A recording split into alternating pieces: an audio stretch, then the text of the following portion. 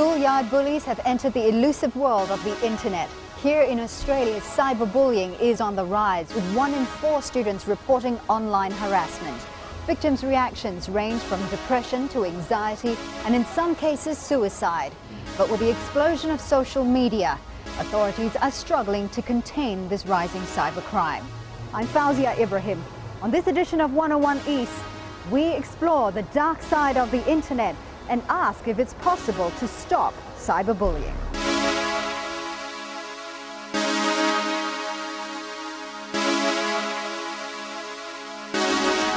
You're fat and ugly.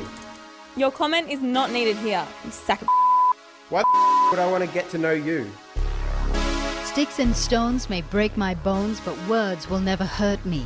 So the popular playground chant goes. But it's not always true, particularly when those words occur on social networks, a constant barrage of cyberbullying 24 hours a day. I'm gonna get you, you ugly sack of No one loves you. You just wait till we meet. You're dead, mate. You're a idiot. Today, Melbourne student Mickey Kendall is directing an anti-bullying drama for a local community TV channel. She says she knows what it's like to be harassed.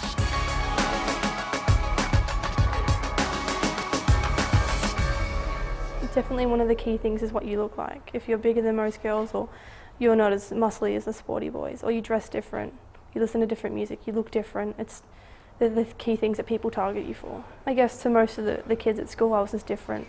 I listened to different music, I dressed differently. They just thought I was weird. Back then I was very secluded and I preferred to be alone. I didn't have many friends. It was a really dark feeling. Could you confide in anyone? Not really, no. I had that feeling of embarrassment. I didn't want to. I didn't want to tell anyone because I was like ashamed that I'd let it happen, kind of feeling. Why do you think you let it happen? Back then I think as well I wasn't as confident with myself, so. 2 shots, C, take 1. Mickey's short film explores the impact of cyberbullying, where name-calling and harassment is done via texting or online. Most bullying face-to-face is a lot more physical, or verbal and physical.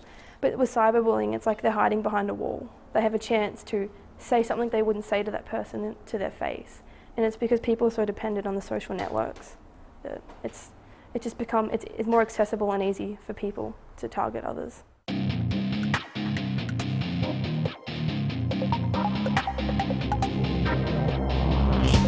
Facebook, Tumblr, MySpace, YouTube. They're the most popular social network websites for young people. It's a cyber playground where the digital age generation maintain and grow their circle of friends round the clock. This is a generation born with a mouse in its hand. There's no downtime. You're constantly on, and if you're not on, you feel like you should be on.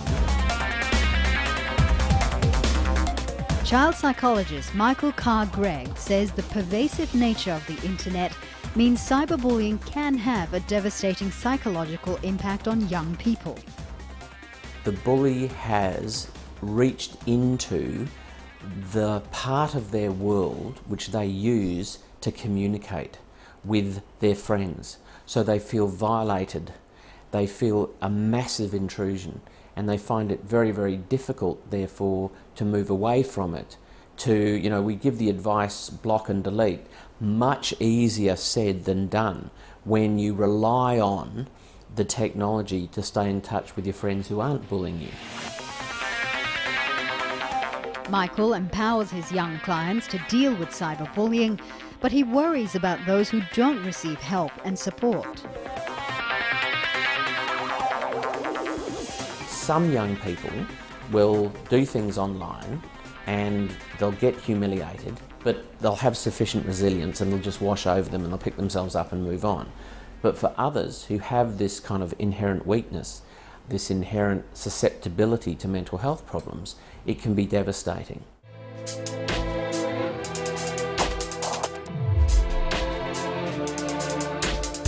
She was like really bubbly, confident, If you met her, you wouldn't forget.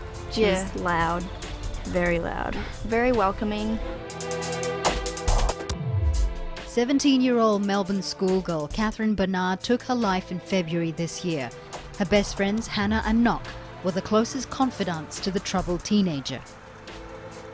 She did have depression, and she had problems with like family, and she kind of felt like no one was really there for her. Like, she told us everything and she'd call up crying, and she said like that she knew that we were always there for her. There weren't many people who were.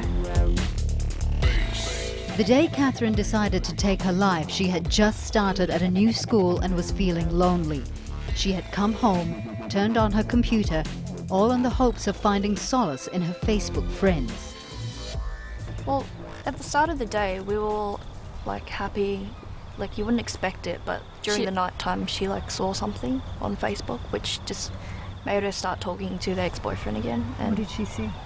Oh, just her ex-boyfriend and one of her friends, which she thought was a friend. That was also talking after about her. Yeah, that was also after her first day back at school. So Yeah, she left didn't have the early. best day at school, so she was in a bad mood because of that. And that's when she said she was going to go for a walk, which is what she usually does when she was upset, but she'd always come back. Hannah called her up, asking where she was, and she was at the train station. And a month before, she tried killing herself As the train at the passed. train station. When we heard that she was around the station, we were like, oh. And then she said, call me back in 20 minutes. And we're like, I said, you better pick up. She's like, I will.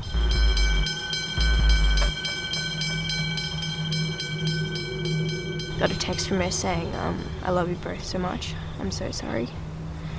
And And that's when she called, and Hannah put her on loudspeaker, and then she was just saying, oh, the train's gonna come. I'm so sorry, I love you, tell my mum I love her. And then yeah, we heard the train siren like really loudly.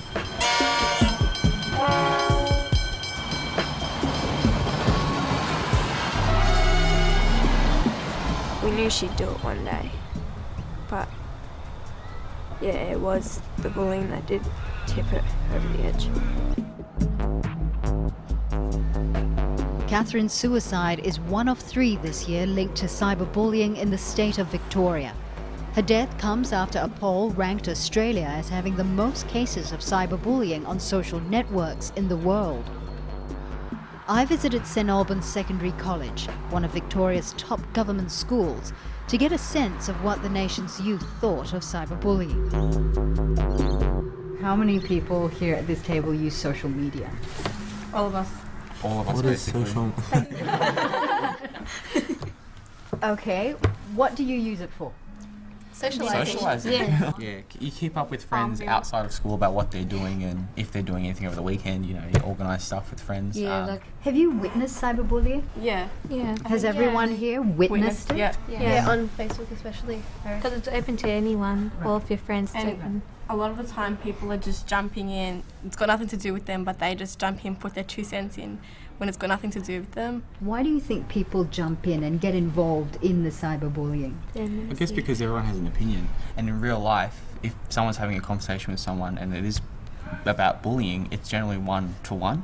But on Facebook, it's open up to a lot more people. So if people have an opinion, it's easier for them to give that opinion to those people, because it's easily just typing a few words and pressing comment, and that's it. And they know, everyone knows now. So yeah. Would you ever talk to your parents or teachers about cyberbullying if you are being bullied online? My parents wouldn't understand really. They're not my age. They don't know what's going on. Our mind's really different. We're different. Yeah. So I probably wouldn't tell them at all. They don't have Facebook. They can't. They don't even know what like a computer is. Well, they do, but yeah. A lot of the people who are making policies against cyberbullying, who are trying to protect you, are people who are not involved in the actual medium itself. Do you think they have an understanding of what's happening? Not as clear. Not as clear, I've but only heard one side of the story. I think when they see the statistic of when people are suiciding, then when they find out that it is cyberbullying, I think at the start they'll try to fix the problem themselves, but eventually I think they're starting to realise that you should be asking the people who are being affected by cyberbullying. And to fix the problem from inside out. Yeah. Yeah, but until it happens to you, you won't fully understand. You have to be experiencing the bullying to fully understand what.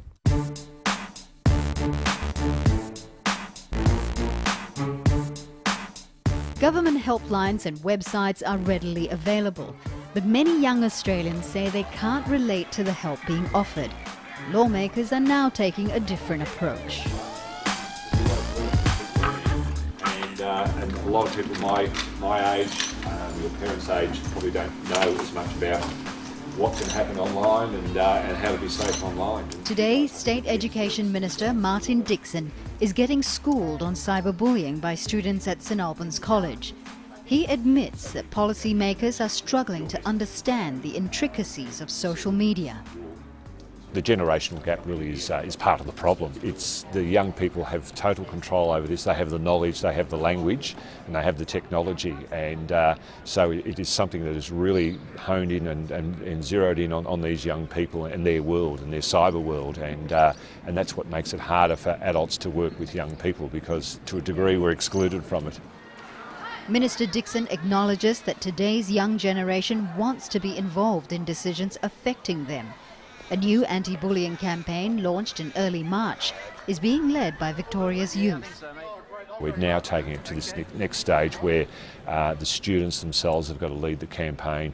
We've got to use their language, their images, their ideas and communicate that using the social media that young people use. So to a certain degree we've got to trust and empower our young people to take up the fight. But teachers and lawmakers can only do so much to protect children online. Child experts say today's parents are too busy and prefer to leave parenting duties to schools. Michael Carr-Gregg says parents need to do more to get their children to confide in them.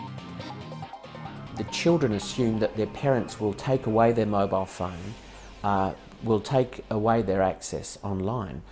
I'm arguing to parents that we need to have this conversation very early on in the piece that says, look, if you're bullied or if you come across something which is upsetting and you tell me, I will not punish you, we'll work on it together. So that's great parenting. But unfortunately, it's not a conversation that's being had very often.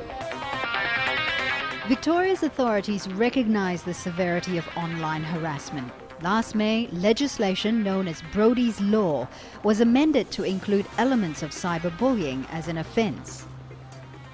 Cyberbullying or bullying or stalking, as we know it, comes in many forms, and threatening is only just one part of it.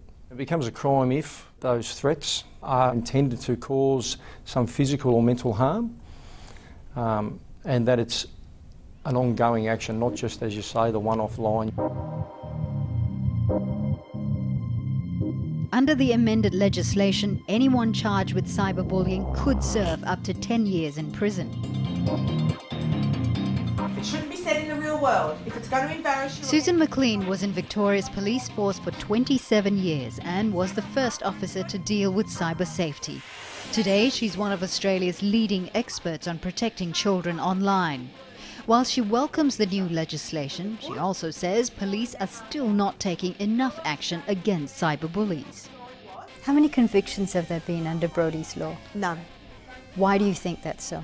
I think that 99% of mainstream police do not even know that that law is applicable to cyberbullying among students. And if you think that's been in legislation since last May, you cannot tell me that since last May there has not been anyone that goes to a police station anywhere in Victoria and tries to report cyberbullying. Police cannot pick and choose what they investigate. Yes, it might make them extra busy, and they now have to deal with crimes that didn't exist 10 years ago, 20 years ago. But that doesn't make it acceptable to say, no, not interested.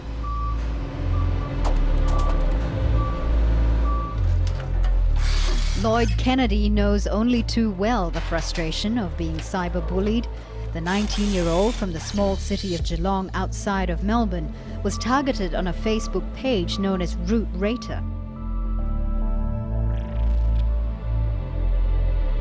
It's an anonymous site that rates people according to their sexual performance. He told me how a few disgruntled former girlfriends had started spreading vicious rumours about him on the website. It had worst thing going around, you know, it gives AIDS to women, so just be aware. And, you know, it had like a -10 out of 10. I feel very gutted and embarrassed, in fact, you know, knowing that someone has done this to me. And that, you know, I feel like I can't walk my own streets of my own city knowing that people know about this information and thinking that, you know, how do I know if these people believe it or not, you know? Because it's just gone around to about 10 to 15,000 people who live in Geelong, and, you know, every single one of them could believe it. Lloyd said he also received anonymous prank calls and abusive text messages. Then he discovered someone had set up a website called Kill Lloyd Kennedy. It was an out-and-out threat, and you know, took this to the police, and what did they say? And the police said there was just nothing they could do. Like, you know, there's just childish little things, and, you know, these people need to grow up, and, you know, you just need to let it go. And I'm thinking, yeah, I know I need to let it go, but can't you see, this is just out of control. Having a threat with my name in print, you know, surely that's got to say something. You know, I don't want justice, but I just want for you people to just warn them, don't continue to do this, because, and, you know, they just didn't seem to do much about it.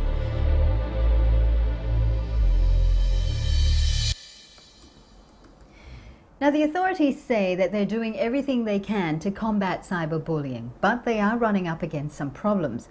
Firstly, there is no consensus on the definition of cyberbullying. Also, current legislation is just too broad. And if you think about it, a threat really is subjective. All that makes it very difficult to prosecute someone, much less convict them of this cybercrime.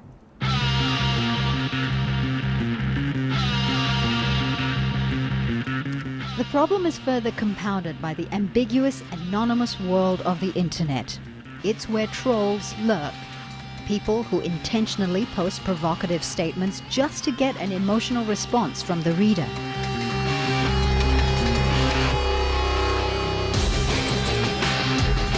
Internet trolls have been known to bring down websites, deface memorial pages with pornography, make racist comments in chat rooms, or set up websites poking fun at various people. They see it as teasing, pranking, a bit of fun. Others see them as bullies. I contacted an internet troll who agreed to speak to me, but only under the cover of anonymity. Most trolls are portrayed as mean, disgruntled, and socially inept. But Nebs came across as an intelligent, well-balanced, athletic 19-year-old with a wide circle of friends. We spoke about a Facebook page he helps run called FaceBeef, which singles out other Facebook users for ridicule. FaceBeef really started with just 4 close mates who really just were sick of people being annoying on Facebook, and they kind of wanted to have a platform to voice their opinion on other people doing that and what they think of other people. It started getting fans and started growing bigger, and it led onto just the general idea of trolling or causing a negative reaction. Why do you think it's so popular? Well, why are comedy shows so popular? I would argue that the vast majority of comedy is offensive to some group or some person or something somewhere. If we had all humour that was all politically correct and all nice to every single group, we'd be left with chicken crossing the road jokes. I think that everybody's raised to be nice or say nothing, and that to me is censorship. I think if you think something is stupid, you should say so. How different is what you're doing to cyberbullying? I don't class myself as a cyberbully, but I've left countless messages on other people I don't know, just troll messages, and you don't get a response, and if you don't get a response, I'll very, very likely drop it and just move on to the next person who would provide a reaction. I have a laugh myself, and so do a few other people who see it, and the feeling that you've made somebody else halfway across the world be frustrated at words on a computer screen. What about, though, other people who may not be able to take your pranks or your jokes? They may take it to heart. Would you feel responsible if somebody tried to harm themselves because of certain comments that were made on your website? Really, if they are so affected by strangers' opinions on the internet about them, there's clearly some kind of underlying problem before us that affects them, or there's something wrong with their opinion of life if they rely so heavily on the opinions of strangers on the internet. The best way to stop cyberbullying is to either turn it off, don't read it, or do read it and don't respond.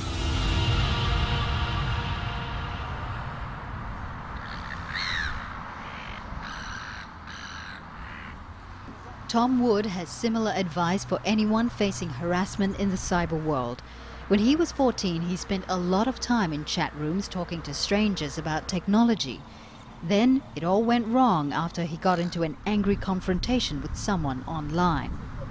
It really started a process of retaliation from both sides and continued attacks and threats, and I was young, and some sounded quite serious and really explicit language. Didn't know really what to do, and I told friends, but it was just me involved really, so it was pretty agitating or frustrating, and eventually I just happened to kind of not respond again and just say, well, we'll just leave it be, and after that it finally kind of stopped. Today, Tom dispenses advice on his blog about how to protect one's privacy online and how to deal with cyberbullies. Don't respond, block and delete them from the website or service. If you can take it further, record the evidence, save it somehow, so if you have a record, then report abuse if you can, which is really important because the service provider should be able to remove it and possibly take action against the offender, hence deterring others from doing it. And finally, tell people in the real world that you trust, or friends, and who can support you and help you work through those processes.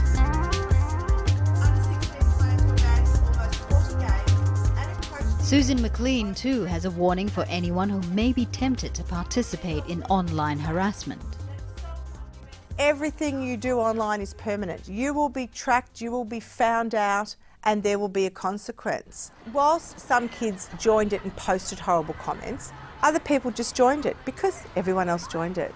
By joining it, you're basically agreeing to it. Doesn't matter whether you post, it doesn't matter what you do. If you have clicked it, if you have joined it, if you have liked it, you are accepting this is acceptable behaviour.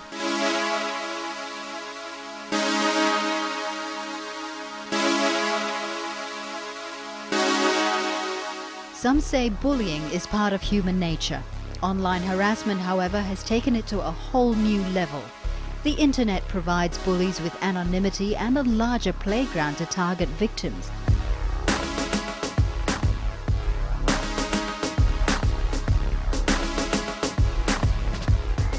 As technology advances, it may be up to the users of social media to find ways to tackle the dark side of the web.